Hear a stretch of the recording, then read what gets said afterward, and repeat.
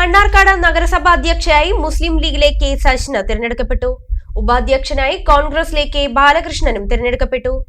ഇരു പദവികളിലേക്കുമുള്ള വോട്ടെടുപ്പിൽ ഏക BJP അംഗം വോട്ട് രേഖപ്പെടുത്തിയില്ല. നല്ല രീതിയിൽ മുന്നോട്ട് നയിക്കാൻ തന്നെയാണ്. നന്നായിട്ട് വികസന കാഴ്ചപ്പാടുകൾ ഉണ്ട്. ഇവിടെ കഴിഞ്ഞ UDFന്റെ ഭരണം ഒരുപാട് ദൗത്യങ്ങൾ പകുതി വെച്ച് വെക്കാനുള്ളതുണ്ട്. ആ ദൗത്യം ഏറ്റെടുത്ത് നല്ല രീതിയിൽ തന്നെ അത് മുന്നോട്ട് കൊണ്ടുപോകും. കൂടാതെ വികസന കാഴ്ചപ്പാടുകൾ നന്നായിട്ട് ഞങ്ങൾ ഭരണം വെച്ചിട്ടുണ്ട്. ഒരു പ്രകടന പത്രിക തന്നെ വെച്ചിട്ടുണ്ട്. അത് മുഴുവനായിട്ടും സാക്ഷാത്കരിക്കാൻ കൂടെ എല്ലാവരുടെയും സഹകരണത്തോടു കൂടെ സാക്ഷാത്കരിക്കും. ഞാൻ ഒട്ടും പ്രതീക്ഷിക്കാതെയാണ് എനിക്കൊരു ഈ പദവി എന്ന് ഞാൻ മുമ്പും പറഞ്ഞിട്ടുണ്ട്. കാരണം എന്നെ പാർട്ടി നിയോഗിച്ചു. പാർട്ടി തന്നെയാണ് എന്നെ ചെയർപേഴ്സണായിട്ടും നിയോഗിച്ചത്. അപ്പോൾ അതിൽ വളരെ സന്തോഷമുണ്ട്. അവർ പറഞ്ഞ പോലെ നല്ല രീതിയിൽ നല്ലൊരു ഭരണം മണ്ണാർക്കാട് മുനിസിപ്പാലിറ്റിയിൽ ഉണ്ടാവാൻ ഞാൻ ശ്രമിക്കും. 30 അംഗ ഭരണസമിതിയിൽ സജ്ജന 17 വോട്ടും CPM-ലെ N റജീന 12 വോട്ടും നേടി.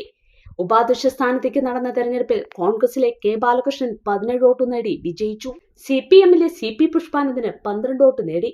BJP അംഗം PM ജയകുമാർ ഇരു തെരഞ്ഞെടുപ്പുകളിലും വോട്ട് ചെയ്തില്ല. റിട്ടേണിംഗ് ഓഫീസർ ജില്ലാ പട്ടികജാതി വികസന ഓഫീസർ KS ശ്രീജ നേതൃത്വം നൽകി. ഉപാധ്യക്ഷ സ്ഥാനത്തേക്ക് കോൺഗ്രസിൽ നിലനിന്നിരുന്ന തർക്കം നേതൃത്വം ഇടപെട്ട് പരിഹരിച്ചു. ഉപാധ്യക്ഷ പദവി 5 വർഷം തനിക്ക് വേണമെന്ന കഴിഞ്ഞ കൗൺസിൽ സ്ഥിരം സമിതി അധ്യക്ഷനും DCC അംഗവുമായ കെ ബാലകൃഷ്ണൻ ആവശ്യപ്പെട്ടു. എന്നാൽ തെന്നാരി വാർഡിൽ നിന്ന് വിജയിച്ച AK രാധാകൃഷ്ണനും ഉപാധ്യക്ഷ പദവി വേണമെന്ന് ആവശ്യപ്പെട്ടതോടെ നേതൃത്വം ഇടപെട്ട് ആദ്യ 3 വർഷം കെ ബാലകൃഷ്ണനും ശേഷിക്കുന്ന 2 വർഷം രാധാകൃഷ്ണന് നൽകാനും തീരുമാനിക്കുകയായിരുന്നു.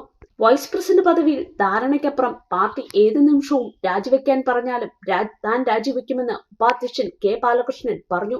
കോൺഗ്രസിന് വികസന സ്ഥിരം സമിതി നൽകാനാണ് ധാരണയായിരിക്കുന്നത്. ഇത് വനിതാ സംവരണമാണ്. അങ്ങനെയെങ്കിൽ ഏക വനിതാ അംഗം സീന സ്ഥിരം സമിതി ചെയർപേഴ്സൺ ആകുമെന്നും ബാലകൃഷ്ണൻ പറഞ്ഞു. പാർട്ടി എന്നെ എനിക്ക് സീറ്റ് തന്നു, കൈച്ചെന്നും തന്നു, എന്നെ ജയിപ്പിച്ചു. ഇന്ന് ഈ സ്ഥാനത്ത് എന്നെ പാർട്ടി കൊണ്ടുവന്ന് എത്തിച്ചിട്ടുണ്ട്. പാർട്ടി എന്ത് പറയണോ അത് ഒരു ധാരണയല്ല, എന്താണെങ്കിലും ശരി പാർട്ടി എന്നെ എന്ത് പറയണം, നാളെ രാജിവെക്കണം എന്ന് പറഞ്ഞാൽ ഞാൻ പാർട്ടി പറഞ്ഞാൽ നാളെ തന്നെ രാജിവെക്കണം. പാർട്ടി എന്ത് പറഞ്ഞോ അതിന് അനുസരിക്കാൻ ബാധ്യസ്ഥനാണ്, അനുസരിക്കും ചെയ്യും. ധാരണ എന്ന് പറയുന്നത് ഇതൊക്കെ ഒരു സെറ്റപ്പിലാണ്.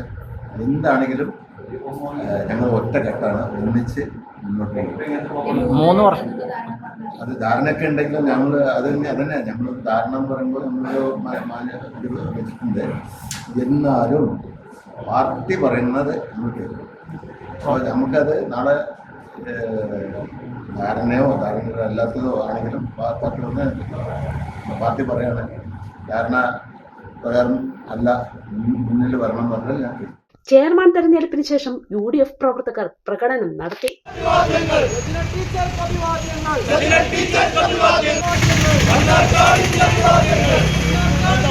UGS ഗോൾഡ് ലോൺ വാർഷിക പലിശ 4% മാത്രം.